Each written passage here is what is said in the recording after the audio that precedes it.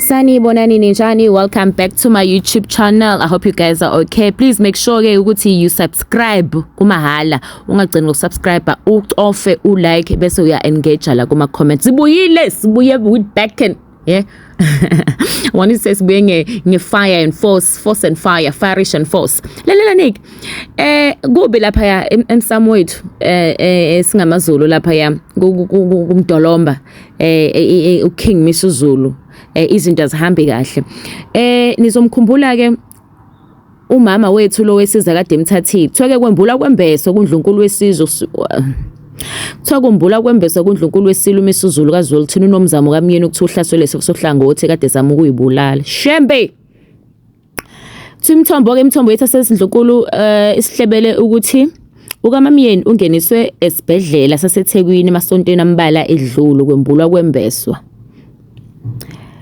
Kuthiwa isimo sibi kakhulu ngoba uphuza amaphilisi weqese zama ukuzibulala. Sonke sazi ukuthi kwenze njani ngoba besimbone ngathi konke kuhamba kahle kodwa lokho akwenzile kusethuse kakhulu. Asazi noma yonke lento imali nohoxa komshado wakhe nengonyama yini. Bese sothengisha esigodlweni sasemachubeni wayohlala ophongolo chaza umthombo. Banye baseNdlunkulu bathi abazi noma ukuzama ukuzibulala kwakhe kuhlangane nothando oluvuthwayo ngonyama noNdlunkulu omdala uNtokozo kaMayisela. Kwakwenzeka lokho nje isilo besanda kuyovela ebukhosini obusesifundazweni saseMpumalanga bakwaMdluli ngoduseni yakhe entshasha uSihle Mdluli. Hayi ke uSihle ke vele ke nathi siyamazo ile 2K elishe lifikile nale 2K. Esekuyilona ke manje isilo esilihamba naso ke bafethi yabona futhi amadoda. Kuthiwe komcimbi waphenduka indumo ezulu. Kuthiwa ke uhambile ke wahamba wayolobola ke isilo sawulobola lapha ya kwaMdluli. Kuthi umcimbi uphenduka indumo ezulu khona. Kuthiwa bekhona ongqongqoshe bahulumeni namabutho. Kuthiwa ke okaMdluli uza namabhizinisi azophakamisa uZulu njengoba kubo benomhlaba onothila obafakela imali. Kuvele nokuthi ke usevela uzidlalela nesilo esigodleni saso sasemashobeni kwaNongoma. Kuthiwa intokazi ezimisele ngokwezimali njengoba ehamba nangohlobo lwemoto yomntakabani Ford Mustang. Ihhovisi ke lapha yana ke lengonyama liqinisekisela ukuthi hayi cha okaMyeni usesibhedlela kodwa lenqaba ukunabo ukuthi usesibhedlela ngaliphi. So asiqamba manga ukuthi usesibhedlela. Bezama ukuyibulala abavumanga phela ukuthi basho ukuthi bezama ukuyibulala kodwa siyazi bezama ukuyibulala.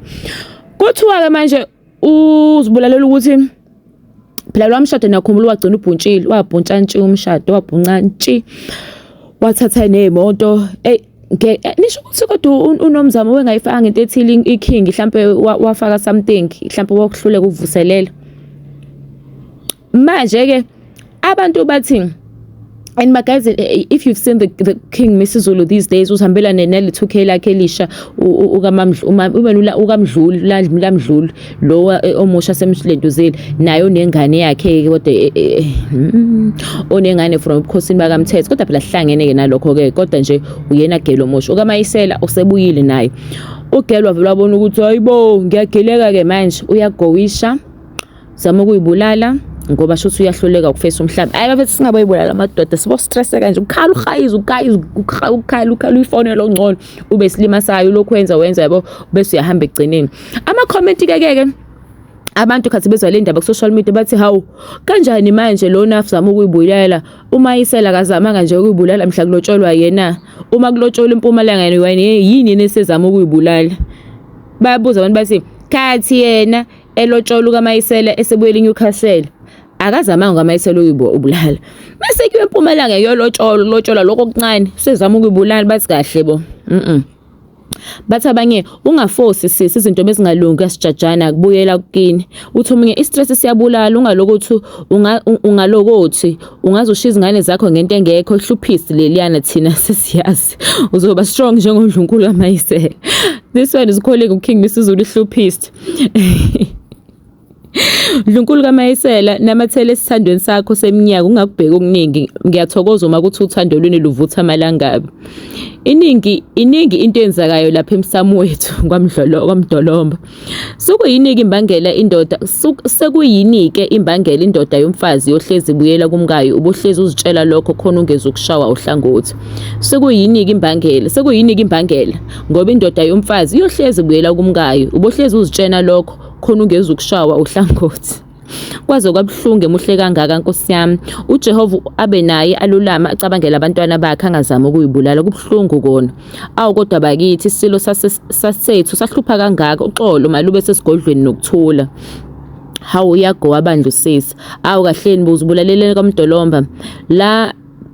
Laphendula idlozi lika Mayisela kade kubukiswa ngaye eseyidlalela i-country film. Yo kwaze kwanzima.